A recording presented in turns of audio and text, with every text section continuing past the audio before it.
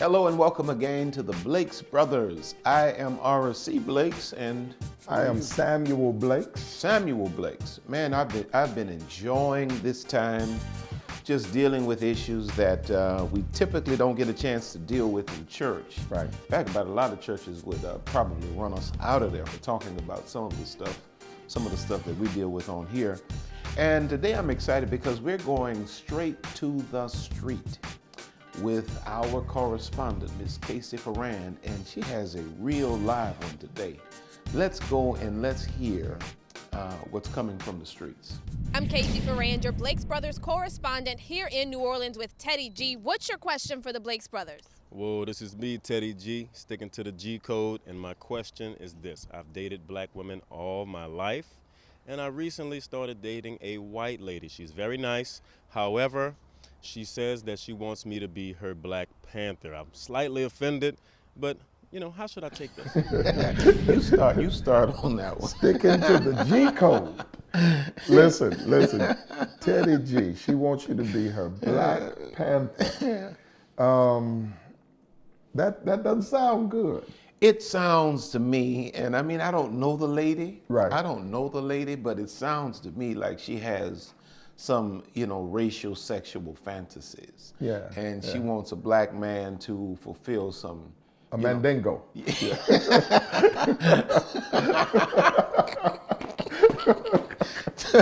To fulfill some wild, erotic sexual fantasies. Now, again, I don't know the lady, and because we are so inundated with race, it could be that as black men, we are overly sensitive to that statement. If a black woman had said, "I want you to be my Black Panther," would he take it the same way? Would it turn him on? Or would he be offended? Is it because he's black and she's white? I'm offended. Why are you offended, though? If I'm a black offended. woman said that to you? I'm offended. Well, it's not a black woman saying it, but I'm offended because, I don't think that the basis of our relationship should be me being your black anything. If I'm your man, I'm your man. I'm not your black man, I'm your man. But I'm still saying, okay, if a black woman says to you, "You my black king," you feel empowered by that. If a white woman says to you, "You're my black king," are we? You know what I mean? Are we influenced? But if he says to her, "You're my white this or that," how is that going to be accepted? Well, I think it just speaks to just the reality that you cannot really get around the tensions of race in dating in America, probably the world. But I definitely agree with you. My Black Panther, I don't know. My position is this. If the foundation is faulty, the structure cannot stand. Yeah. And you cannot build a foundation based on the ethnicity of a person, even a black person. Absolutely. Black on black relationship. You can't build a solid relationship based solely on ethnicity. Absolutely. It has to be something. And then I think to even a deeper level, what are the expectations of the relationship? Is she just looking for a sexual relationship? What is he looking for? Right. And if it's purely that, they don't really have anything anyway. Well, if it's based on my ethnicity, it's superficial. Yeah. And ultimately artificial, and it won't stand. Yeah. So Teddy, you and your lady probably should have some real, heart-to-heart conversation about what are the real expectations, and where is this relationship really trying to go. Yeah, and maybe it's a joke. Maybe it's maybe it was a joke. And we're certainly not canceling the relationship and all of the above because of this. But conversation is necessary to see. Absolutely. Because out of the abundance of the heart, the mouth speaks. Absolutely.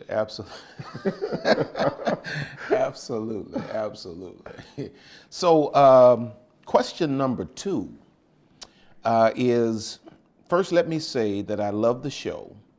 I've been following both of you for years, and I attended Bishop R.C.'s Queenology Conference in Houston. Thanks to both of you for helping us. I live in Chicago, The black on black violence and murders here are out of control. I remember back in the days when the black community was more united, but it seems like we've lost that unity. Even the black churches have stopped stepping up to assist with this violent epidemic. I respect Reverend Al Sharpton and Reverend Jesse Jackson. They are legends. But I don't just want to see them when there's discrimination or violence against blacks from another race. How do we get our black leaders to tackle this problem in our community? Wow. This is a question that really hits home for us because Absolutely. We have purpose in our hearts to be more civically connected as a ministry and as leaders. So, and certainly we respect, Reverend Sharpton, and we respect Reverend Jesse Jackson, but we need new blood that's engaged. Absolutely. As it relates to, what is transpiring within the confines of our community. And we need new leaders to step up. So I'm in total agreement with you. Well, I think, my perspective on this question is that we have a new brand or new breed of leadership that is not as socially conscious. Yeah. Especially in the pulpit, because when you start talking about leadership in the black community, the leaders in the black community are primarily the black preachers. Yeah. And we have a generation of preachers that are not really socially conscious, and we've lost our sense of social justice. We've lost that message. Yeah. Because it's not popular. We want to continue to access government resources, and it has not been popular for a black preacher to be socially conscious and 501c3 have 501c3 status at the same time. So we've kind of pushed that to the back burner, and I think to a large degree we have a generation that's bought into the fact that black people are more educated and black people can buy bigger houses and drive in finer cars, that equates into freedom. And it really does not. Dr. King said, if it's not all of us, it's none of us. And so we have a tendency within our own community to forget the forgotten who are part of our community, because we've done like George and Weezy, and we've moved on up. And, we got an apartment on the east side. We forget about those on the south side. And Reverend Jesse Jackson, is a personal friend of ours. Certainly. And we spend a lot of time with him. And he's developed something that we are part of and encouraging other leaders like ourselves to become a part of. And I forget the exact name of it, but it's basically a school for leaders, black leaders, to educate us relative to how to create social justice movements from within our churches and from within our communities. A lot of times, leaders like myself may not speak to certain issues because it's better to be silent until you're completely educated and you know the verbiage and you know what needs to be said and how to say it, than to speak prematurely and to be discounted.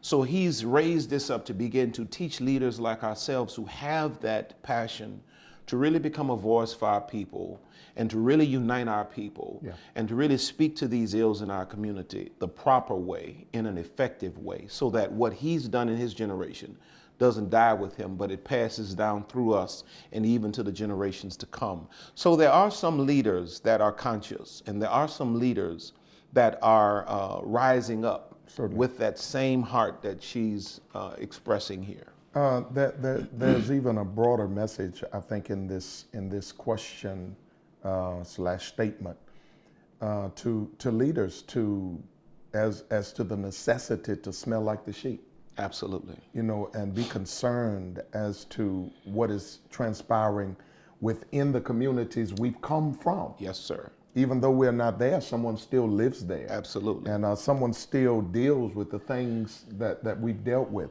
So we have to have a consciousness of what's going on, and we got to smell like the sheep. You cannot be a shepherd who is isolated from the sheep and can identify. I just recently had a thought while in Chicago. I spent a lot of time in Chicago. And as I was sitting there, I was thinking about two of the most feared places in the world are the two places, or at least two of the places that I love being and am the most comfortable in. And those places are New Orleans and Chicago. People are literally afraid to come to either one of those cities. Yeah. And I love being there. And the thought came to me, the reason you love being here and you're comfortable being in these places is because you understand the people. Yeah. You understand the people because you come from the people and because you're connected to the people. Certainly. So we really need more leaders that, as you just put it, that smell like the sheep and that are really connected and really view ministry as about the people and not so much the goals in the organization. Well, and think about even what the Bible says about Jesus. The Bible says Jesus was a man of sorrow and he was acquainted with grief. That's right. It's hard to minister to what you're not acquainted with. Hard to heal what you can't feel. That's exactly right. Yeah. Let me ask you a question, which I'm certain is where their minds are now. Why is it that in our community, as they put it in the question, Yeah. why is it that there's so much black on black crime? One of the things that sticks out to me the most is parenting. You and I came up with parents rearing. We came up with directives and directions from our parents, but many of our kids now are on automatic pilot. They are raising themselves. They are having to be self-sufficient at ages that are really unbelievable. Second thing I would say is just education. Wherever education is low, and the worst schools are often in our societies.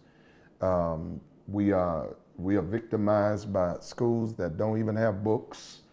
Oftentimes they have the worst educators in our society, and wherever there is a lack of education, there's always a spike in crime. So. And to go even deeper and probably to keep the conversation even more real, it's systematic. Our communities are not depleted of fathers and our schools are not horrendous by accident. No. This has been systematic. When you start thinking about the incarceration, the mass incarceration of black men, that's about depriving the black family, which is the foundation of black society. Yeah. You take a young black man off of the street for some minor incident, you lock him up in prison for 2 or 3 or 4 decades of his life, and then he comes out of prison, he does his time, he cannot vote. He comes out of prison, he cannot get a job. All of that's intentional. So now you have depleted the black family of the leadership. Yeah. Now you've put the black woman in a position where she's frustrated and angry, and she's trying to fulfill roles that she was never designed to fulfill. The children are not fathered, they're not overseen, the community is deprived. All of this stuff is systematic. And so now the tensions come from, all of these other forces and entities that are oppressing the community. And so now the outgrowth of that is violence.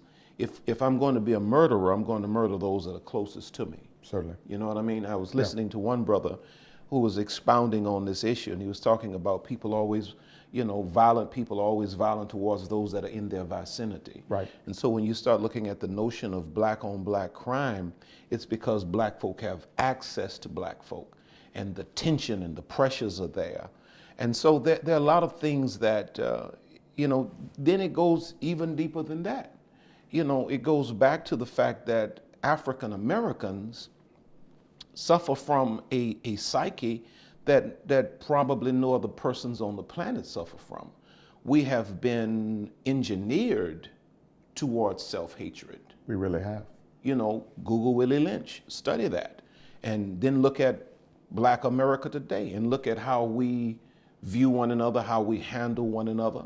The Willie Lynch syndrome is very much alive, and self-hatred is real. We have classism within the confines of our race. Absolutely. We judge each other based on skin tone and Now, to that point, I've had, which I don't respond to because I don't respond to stupid people. My wife is a black woman of a very light hue. And I've had people say, how can you speak to black women when you're not married to one? My wife is very much so black. She's a black Jamaican. And this kind of ignorant stuff comes from black people. certainly So- self-hate. Self-hate. So, before we start looking out and pointing fingers at Donald Trump, which he has his issues, trust me, he does, we really have some internal work to do. Well, Rome was not destroyed from without. It was destroyed from within. And I think oftentimes that applies to our culture. That principle applies to our culture. We are destroyed from within. From within, intentionally. Yeah. Intentionally. Well, man, that got a little that got a little heavy there. But race is a real issue in our world and especially in our country. It's been a joy. Anything on your heart you want to say to the people before we leave today? It's just been our pleasure, and we have enjoyed just being able to candidly answer your questions and commune and communicate with you guys. Thank you for tuning in, and we love you much. Thank you again. We love you. God bless you. Till next time.